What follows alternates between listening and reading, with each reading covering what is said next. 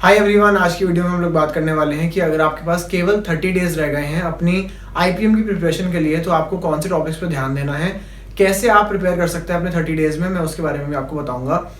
तो जिनको नहीं पता है, मैंने भी अपनी प्रिपरेशन बोर्ड्स के बाद की थी, लेकिन मैंने आपको इसका डिसएडवांटेज बताया है।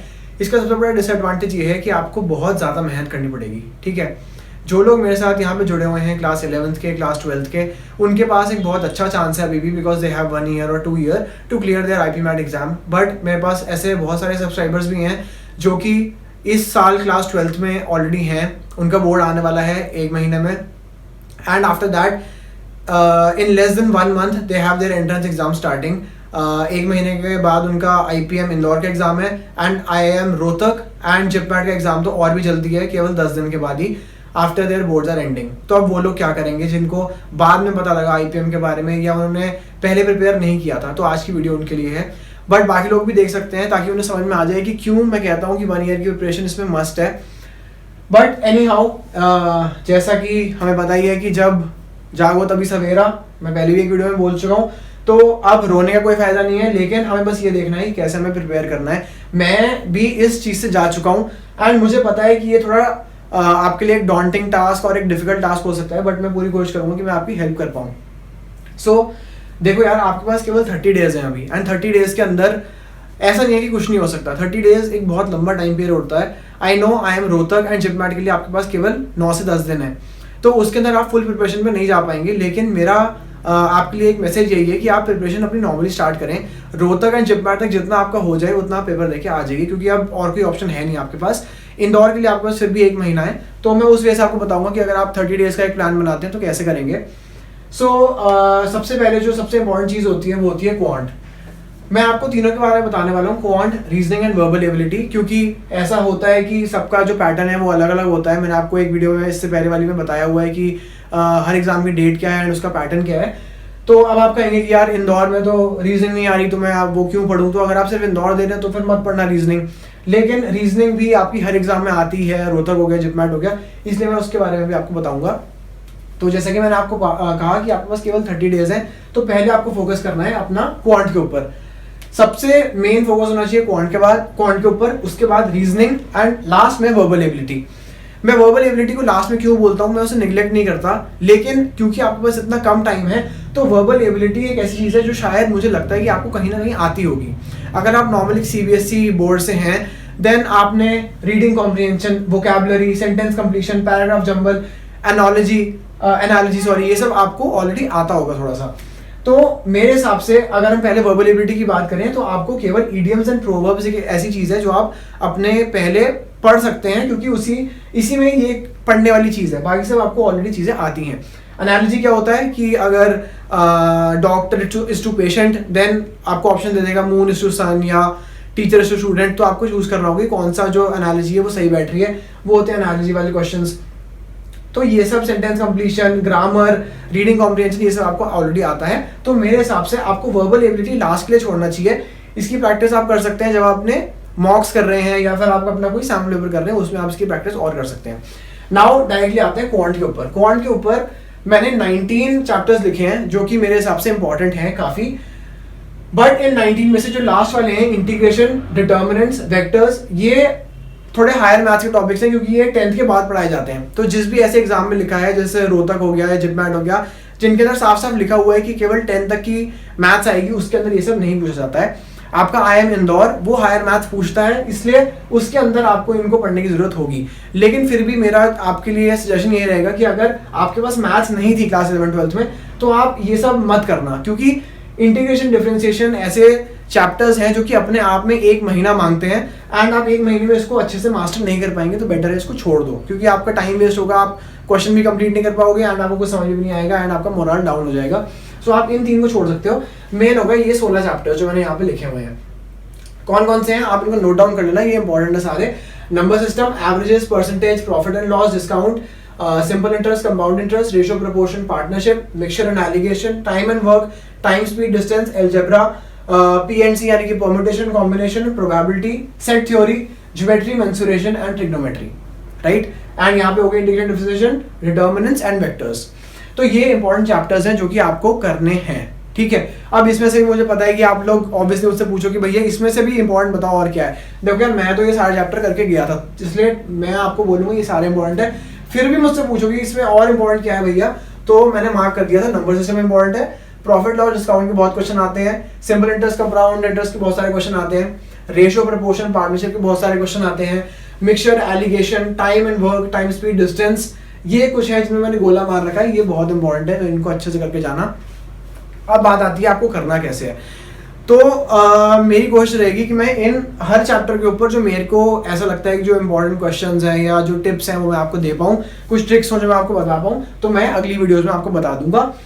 And I will have to make a separate video on each chapter for this. मैंने नंबर सिस्टम पे ऑलरेडी एक वीडियो बना रखी है, मैं उसको डिस्क्रिप्शन में डाल दूंगा या फिर आप सर्च कर सकते हैं चैनल के ऊपर, आपको दिख जाएगी, जिसमें मैंने बात की हुई है कि नंबर सिस्टम आपको कैसे पढ़ना है। वैसे अगर आप और चाहोगे तो मैं और वीडियो बना दूंगा। एंड अगर आप देखो तो इसके अंदर आपको जो पढ़ाई करनी है वो आपको इन सारे चैप्टर्स की करनी है। इसमें से जो गोले वाले हैं वो ज़्यादा इंपॉर्टेंट है, उनको अच्छे से कर लेना।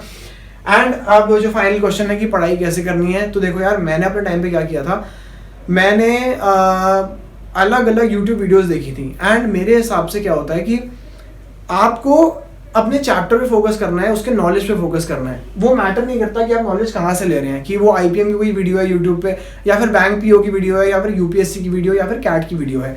अब जैसे सपोज चैप्टर है mixture and allegation. Mixture and allegation आपका हर एग्जाम में पूछा जाता है। एंड आप मिक्सचर एलिगेशन नॉर्मली यूट्यूब पे सर्च करेंगे तो आपको हजारों वीडियो मिल जाएंगी, एंड आप उनको भी रेफर कर सकते हैं अगर आपको समझना है कि मिक्सचर एलिगेशन होता क्या है, कैसे क्वेश्चन आते हैं, तो आप ऐसे ऐसे करके इन चैप्टर्स को पढ़ सकते हैं।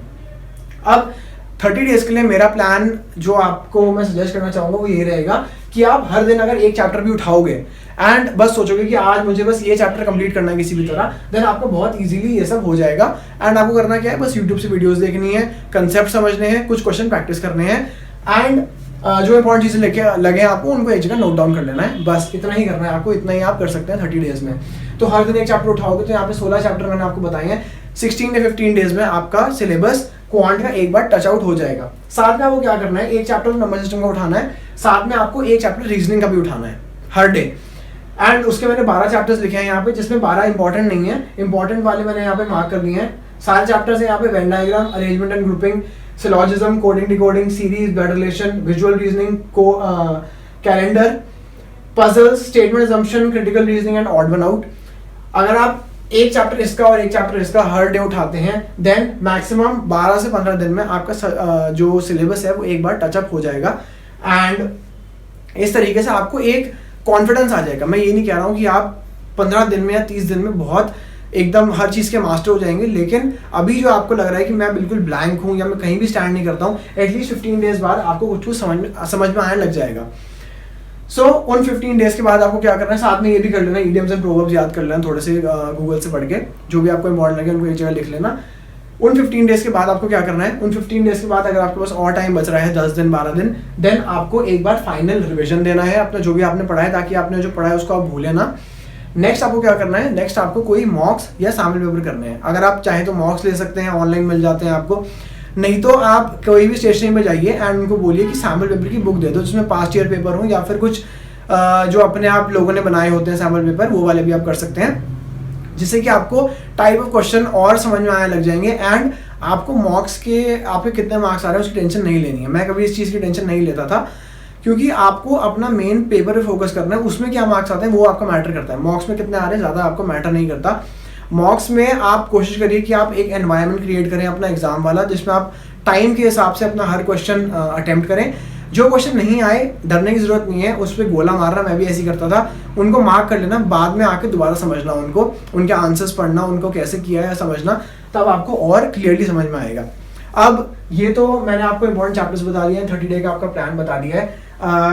अब अगर मेरे से आप लोग पूछे कि क्या 30 डेज में पॉसिबल है to get into IIM Rohtak, to get into IIM Indore, या जिपमैट के एग्जाम्स जो हैं आपके, या फिर और कोई नरसिंह मुंशी, क्राइस्ट का पेपर अभी आज आई थिंक आज ही हो गया है, सो क्राइस्ट तो is out of the list, but Narsee Monjee Symbiosis. So yes यार देखो, अगर 30 डेज में आप लग के पढ़ाई कर लेते हो, अब जैसा भी हो गया, अगर आपको नहीं पता था कोई बात नहीं, 30 डेज में अगर आप लग के पढ़ाई करते हो, देन एंड आप ये वाले चैप्टर्स एक बार कवर अप कर लेते हो, देन आई डोंट थिंक कि ऐसा हो सकता है कि आपको कहीं से भी कॉल ना आए। मैं आपको ये नहीं कह रहा कि आपका पक्का एडमिशन हो जाएगा, क्योंकि यार ऑब्वियसली मेहनत लगती है हर चीज़ के अंदर। कई लोग हैं जो 1 साल से प्रिपेयर कर रहे हैं, कई लोग ड्रॉप लेके कर रहे हैं, एंड आप शायद अगर 1 महीने में करना चाहें तो इतना अच्छा नहीं हो पाएगा।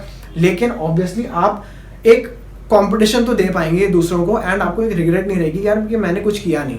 एंड मैं आपके सामने एक एग्जांपल हूँ कि जिसने बोर्ड्स के बाद तैयारी करी थी, एंड अगर मैं ऑप्टिमिस्टिक था इसलिए कहीं जाके मेरा रोहतक में I could clear the exam. Luckily बोलो या जैसे भी बोलो, मैंने मेहनत करी थी, बट ठीक है वो क्लियर हो गया। उसके बाद I got the interview call. So you never know यार क्या हो जाए।